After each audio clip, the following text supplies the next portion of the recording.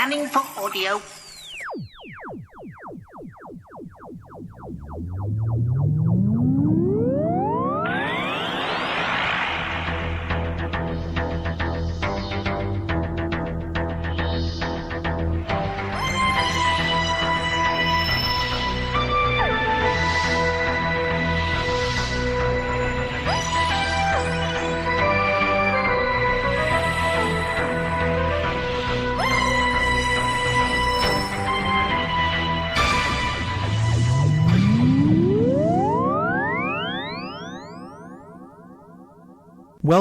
Welcome to a Tin Dog podcast, this time talking about episode 5 of the 2017 series of Doctor Who on TV, Oxygen. Now, let me cast your mind back, if you don't mind, to, well, a certain TV show that was on in the 80s. I know some of you weren't around in the 80s, but bear with me. This TV series was a sitcom on Channel 4, my all-time favourite sitcom ever. It was surreal in a way that the Mighty Boosh dreamed of being. Well, not quite, but it was tremendously well written. It was Nightingales, starring Robert Lindsay, who most people know from Citizen Smith or GBH or My Family, or a host, and I truly mean a host of other things. The guy who eventually became very famous in Shameless, but to me he'll always be Bell, and the bloke out of Zcast. Now, in the last ever episode, the 3 security guards, because that's basically what the whole plot is, it's the adventures of 3 security guards in an office block at night. They receive a gift from head office, a cake, and they become suspicious. They must eat the cake by a certain time. This makes them more suspicious, and they check the security cameras, because on the security cameras, the new staff have turned up. The cake is poisoned. Head office want to kill them. Now, admittedly, in this storyline, the replacements are 3 people who look exactly the same.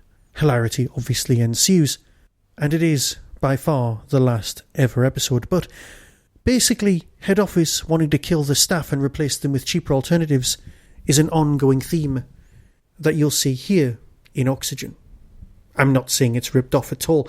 I'm saying it's an example of some people's view of capitalism. The logical extreme of it. Now, I know some people out there have said, oh, this marks the end of capitalism and the turning over into, well, Star Trek-y, let's all do without cash because we're all fine. But I've seen Deep Space Nine. I know that the Star Trek universe is still cash-based. And let's face it, cash is basically a glorified barter system with a middleman. You work. You do some work. In exchange, you get given tokens, representative of money, representative of what you've earned. Because it doesn't actually exist. Money doesn't exist. These tokens exchanged for other goods and services. So basically, money is a middleman. Now, the problem is with it not actually existing in any form other than a concept, an idea. Because gold isn't money. Gold is an actual thing. So you can swap money for gold. But even then, gold's kinda useless. That's not important. I'm not going to bother explaining capitalism to you and the fact that it's all made up at any other point. Because, well, you don't get this kind of argument in the States.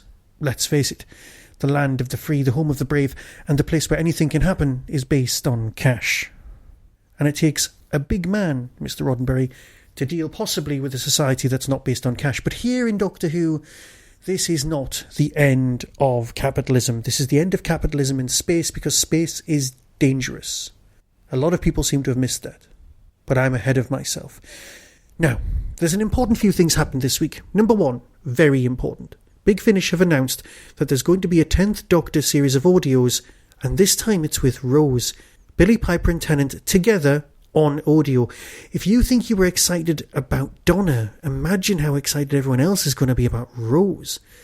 This is bums on seats territory. This is open my wallet and take my cash territory.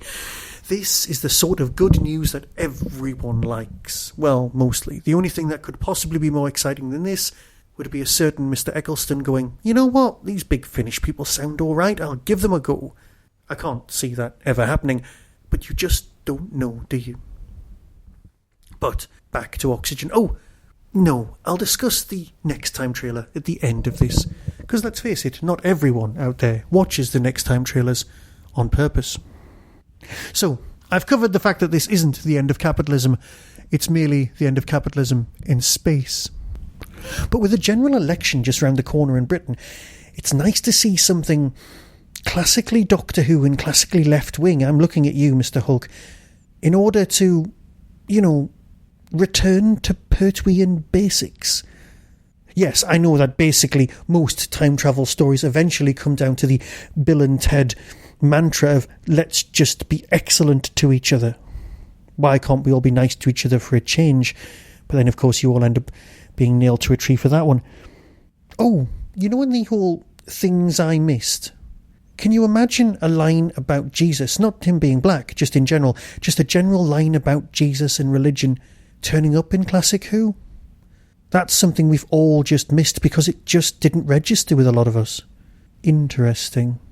So, the whole business about being too greedy for communism to work, being too caring for capitalism to work, being too rebellious for a dictatorship to work, all that business, we don't need to go into that business because you're an intelligent bunch of people, you already know this. One thing you also already know is that I can't stand zombies.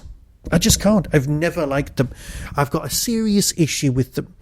It's the whole living dead aspects. Again, vampires, got no problem with them. Werewolves, no problem. Aliens, no problem whatsoever. Variety of different ones. They've all got weaknesses, they've all got stuff going on, but zombies just keep coming. Now, obviously there's the well-known theory that monsters represent the class structure, especially in Britain. It's the sort of thing that media students really like latching onto.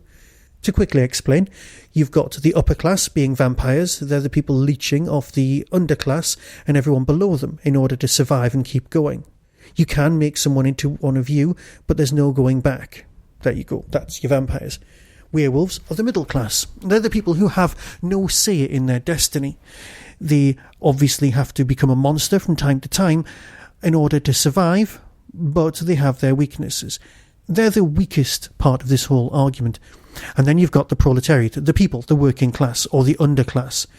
They are voiceless. They have no real motivation other than to eat and consume and spread and reproduce. They hereby biting each other. This is zombies. This is not the people in Oxygen. Bear with me. And that is the sort of thing that people bang on about in media studies lectures.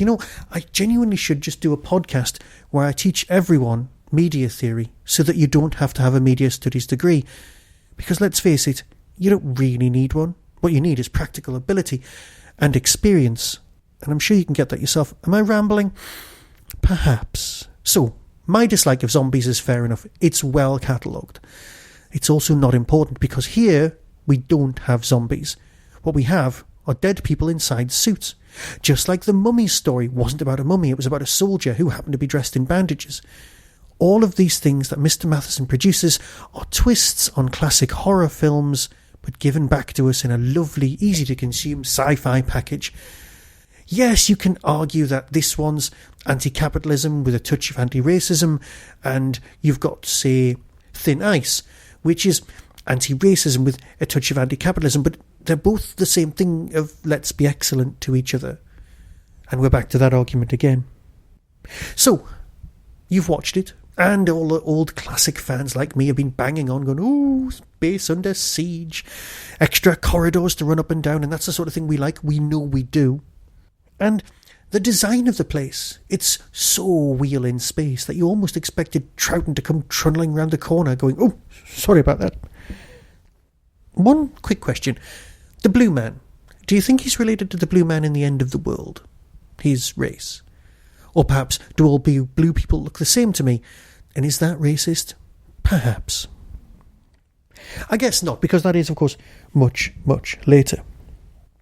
Yes, the fact that at the end they choose to go to head office, which, if ever you've had experience of going to a head office to try and change something, you'll know that always works and always goes well. If they're willing to kill you off in space, I'm sure they're willing to kill you off on land. But perhaps this happens at a similar time to the gangers. They're also going to head office, and there's a queue of disgruntled employees all lined up, on the subject of which, did this or did this not remind you of the classic Doctor Who story, The Sunmakers, Were you expecting some money-grabbing evolved piece of fungus to be at the heart of it all, rather than, say, an algorithm? Let's imagine the algorithm was created by the same creature that was in the Sunmakers. But here at least the Doctor's bothering to learn. He's bothering to go, I'm going to sort this out. I'm going to give you the tools to sort things out yourself. Because in the Sunmakers, he forms a revolution, activates the revolution happens, and what happens to the other 8 megacities underneath their suns? A rebellion crushed by others. The guy really needs to think these things through, or perhaps they're just unseen adventures. So of course I like this. It's a no-brainer. It's a base under siege, and you know from experience how much I like those. I like the fact that they're filmed in studio.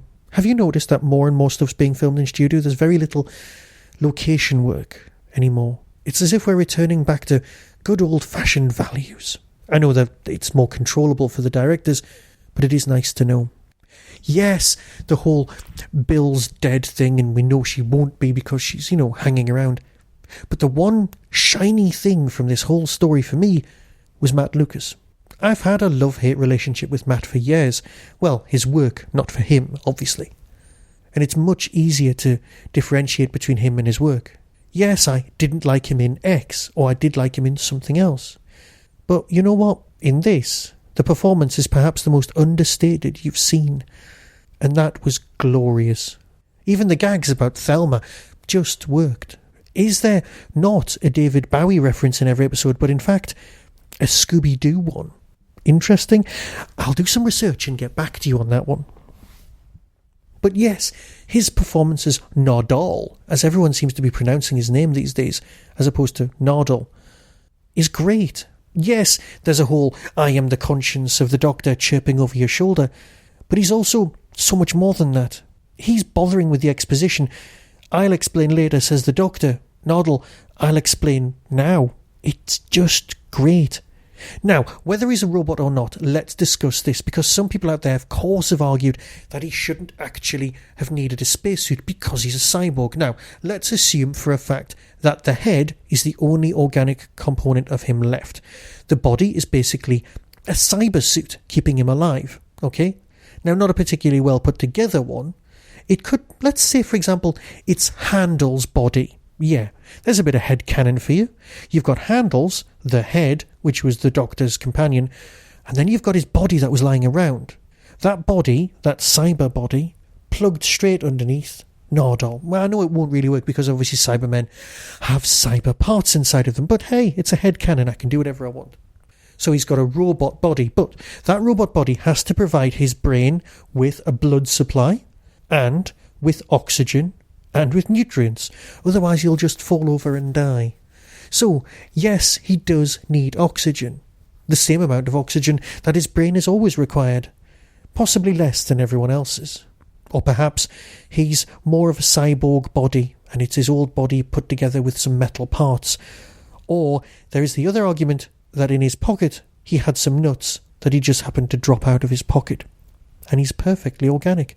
I'm sure all of these things will never truly be explained, because they're so much more fun in your own head. And then, of course, the thing he's most warning about, the thing in the vault. Now, here's some arguments. Is it the Master in one of the forms in the vault? Arguments in favour of that are A, we know Missy's in next week's episode.